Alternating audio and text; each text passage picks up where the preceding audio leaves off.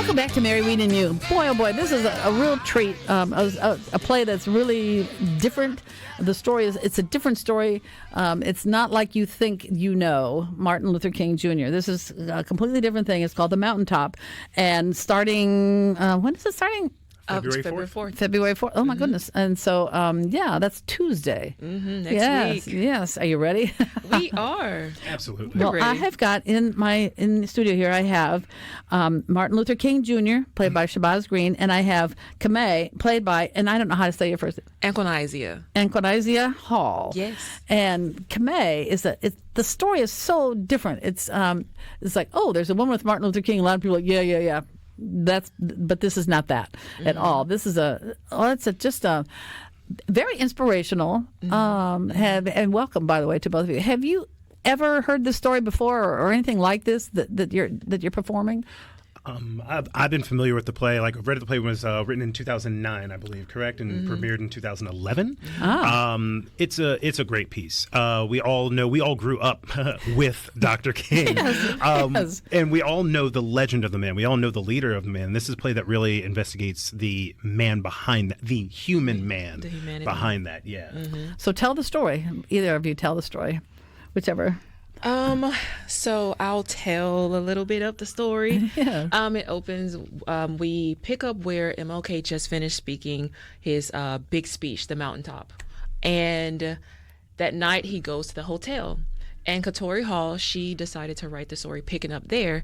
And her mother didn't get a chance to go. Carrie didn't get a chance to go see MLK, which was one of her biggest regrets, because she wanted to go see that speech. So she gave her mother the opportunity to experience that in this play. So Kamei is inspired by her mother.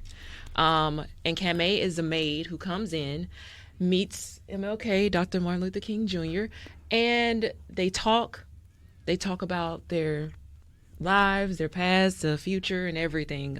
And quite supernatural things happen. I don't want to give out too much of who Kamei truly is. Yes. But yes, you have to come and see. It's a beautiful story. So Martin Luther King Jr. Have you played him before? Yes and no. I like to tell people, when I was in high school and I was in middle school getting into acting and performance, I did a lot, especially during Black History Month, a lot of renditions of his speeches, and I've played him in other plays before. Where are you from originally? No, New Jersey. Oh, New Jersey. Yeah. Okay. See, there's an accent. and yes. No, but I didn't really. And I'll just have to call you Kamei. I'm sorry. That's I have trouble with your name. But you're from Mississippi. Yes, you're a Mississippi I am. girl. Okay, so go ahead anyway. You grew up in New Jersey. Yeah, and so I've played him in a few times before, but this is going to be my first time predominantly playing him. So it's been a lot of research, a lot of understanding what happened, why his Mountaintop speech was so important, why he was in Tennessee at the time, while he was at the Lorraine Motel. So this is my first chance really getting the opportunity to delve into who he was. Well, what was the deal with the Lorraine Hotel? I mean, why was that? It was not the fanciest place in town, to put it mildly, I guess, right? I mean, why was he there? How did he get to that particular hotel? Yeah, so they were there in Memphis doing the sanitation workers marches. Two sanitation workers, black sanitation workers, were killed and weren't receiving the compensation that they deserved. And so Dr. King and his team were there setting up marches for that. This was their second march for the sanitation workers, if I'm not mistaken. Yes, because he left. He was there, then he left and came back. Where'd he go to? Giving a speech someplace or something? I'm sure home. No. On his tours, yeah. Yeah, but he came back, and those two were killed, and he was advocating for them. You got to talk better into your mic. Oh, sorry. Hey, no, there you go. There we go. There you go. Absolutely. Have you both performed for New Stage before? Because this is at New Stage. Have you ever acted there before? I know you've been all over the place, all over the country. But you? Yes, I was in Chicken and Biscuits last season. So much fun. We had a good time with that show. It sounds delicious. Yes, I mean, hey, why didn't we do that on the show? I mean, we actually had chicken and biscuits at the end of the show on the table. It was the dad's favorite meal, and that's what we celebrated him with. Cool. And so, how about you, Shabazz? You haven't been here. I have not been here. But This is my first time. Yeah, I've been around the country a few times performing, but this is my first time to Mississippi Completely. I don't know how I've missed this state, but this is my first time performing here. I'm trying to get him, to the right restaurants. I need to. You promised me you'd give me a list. What you want, Well, it's so funny. When I moved here years ago, and it was like, what? This isn't the way I thought it was. Especially, well, I didn't know anything about the South much because I was up north, and this was in the tropics, and I didn't like hot weather and all this kind of stuff. I was like, oh, what? And so I came and looked before I came for a job and was like, whoa, this is a big surprise here. The whole thing is a surprise. And obviously I moved here and married and stayed here, and I'm invested in Mississippi. I mean, this is my home now. I'm not going to go back to Lake Huron. I'm sticking right here. I'm at the Barnett Reservoir now. I'm not on Lake Huron, which is fine because this doesn't freeze over. But and like when my parents came the first time, they moved to Niceville, Florida. We all left Michigan at the same time. They went to Niceville, and the first time they came here, they're like, well, this isn't what we thought. I said, that's exactly right. Every city has its bad sections. Every state has its poverty, all this kind of stuff. That's no different. But whatever the other things that are here, there's so many, mountains and hills in North Mississippi. Yes. And then you got, the city in the center, and you got the Gulf Coast. Like, whoa. Yes. The Gulf Coast is getting very cool year after year after year. It's getting better. It's not destined yet, but you just give it a few years. And it's going through god-awful hurricanes. They used to talk about Hurricane Camille, and now they talk about Katrina, and that's bad stuff. But it's a good place. It's a diverse place, and there's a lot of fun stuff to do. Like we're talking about the it's a lot of history here as well. Yes. A lot of culture. Yes. I'm the first person a lot of people met from Mississippi because I lived on the West Coast, and they're like, "How is it there?" Like, hey, everything just throw that out exactly, and let's start over. Yep. The whole thing is it's the media. They get stuck on something, and they get exactly. And Katrina, was it Katrina maybe or thereafter? One time on the Weather Channel, they referred to Mississippi as that landmass. Oh, that was bad. And our governor at the time, raised hell with them. And I don't know if they did an apology, but they don't call us the landmass anymore. It's like, oh, come on.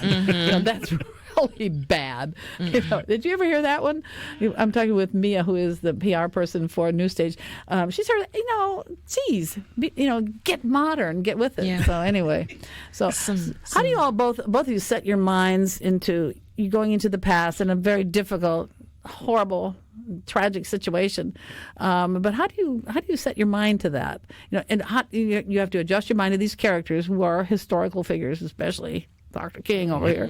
But you have to adjust your mind to that, and you have to adjust how you think and feel about that as you're portraying your characters, don't you? Yeah. And of course, like I said, Dr. King's someone who we grew up with. If you don't know him, you're crazy. How do you not? They were not from this planet. Right. So there's so many things that I tell people constantly. I'm not doing an impersonation, and I'm not playing a character per se. Yeah, I am this person, but so I have to do the research. I have to know what he was talking about. I have to know what his values were, his principles. But then you have to realize the man. You got to know who this guy was. So stepping into that, he doesn't know he's dying.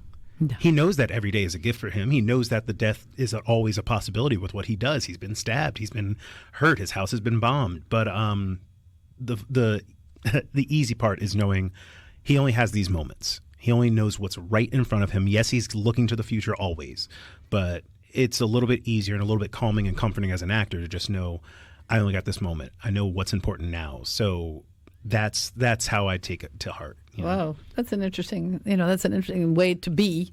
Yep. That he was that way, and you learn that only by studying him. Yeah. Right? So what was he like anyway? What was he like as a kid growing up, and was he thinking about things like this as a child? Thinking about civil rights and all that? Was he thinking about that? I mean, let's say he was a 10-year-old kid. Hey, here's Martin from down the street. What was Martin, 10-year-old, thinking about down the street? Or you would know.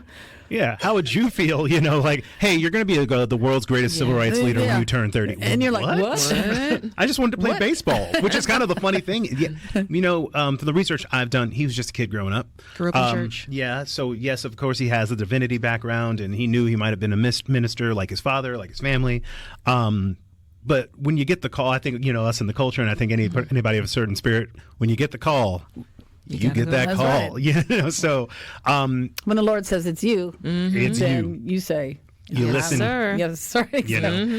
Tell me what you want me to do. And that's the thing about the man. That's the thing about a person. You get that call, you get that inspiration, and that's how he was. But people knew him as when he was just Marty. In the Lorraine Motel, they their accounts said they were pillow fighting the night before he was killed. He would laugh, he would have fun, he loved a good joke, he loved a good prank, he loved to eat and have fun. So he was a person. That's the best part about this. Was Coretta with him at that time on that trip or not? No, she was at home. She was at home, and so she's not in the play or anything. No, it's just And so he had a retinue of people, I guess, to help him do stuff. So they were there. Yeah. His, not entourage, because he wouldn't have been that fancy. He wouldn't have been that fancy, would he? Apparently, And he he was couldn't. Pretty, he was a pretty down to earth guy. Yeah, he was. And then I think I've just said that, doing the role character. Yeah. There's kind of like three types of personalities. You have the person who has got to speak in speech, but you have the person who's interviews, and then you have the person at home with his friends. So traveling with those people, he was just a different type of guy. And in comes Kamei. And Kamei is actually based on a real person. This is a fictional story, but Kamei, who was the person that she's based on? She's inspired by the playwright's mother, Katori Hall's her mother, Carrie Hall. Is she from here, Katori? She's from Memphis. Oh, okay. Yes. Oh, okay. Memphis. She's from Memphis. She has things that she's written set in Mississippi, but she's from Memphis. Okay. She has a heavily influence of Southern culture because she is from the South. And but Kamei is inspired by her mother not having the chance to speak to MLK and attend the actual speech of the Mountaintop. So Kamei is very big. She's very funny, and she is a living, breathing being, even though she is fictional. She is inspired by real people, but she is a real woman who is this. Well, can we say she's an angel, right? I mean, essentially, she's a supernatural being. Yes, that's what she is. Yes, she is an angel, and she is here to do her job, and she has her calling as well as. Because we were just talking about callings. Yes. She had hers, and she had no choice but to do it. So she was in obedience of what she had to do. And what was she supposed to do? And I know you don't want to give the whole thing away, but yet it's fascinating because I don't think people are like, what? What? An angel visiting Martin Luther King? What? What? What is that? But that's essentially what she, I won't give it away either. I don't think I am, but that's essentially what she's to do, is to be with him to counsel or question or help or all of those, honestly. Yeah. And angels are like to console and to support and to help and to guide. She's doing all of those things at one time, and it's really hard for her to do because she has watched this prominent figure who is a legend in her eyes as well, and she see what's happening and what is going to happen to him because she sees. So hold the thought. She sees, and then we'll come back. Two wonderful people from New Stage Theater. They are Martin Luther King Jr. and Kamei. That's just their characters, and we'll be right back.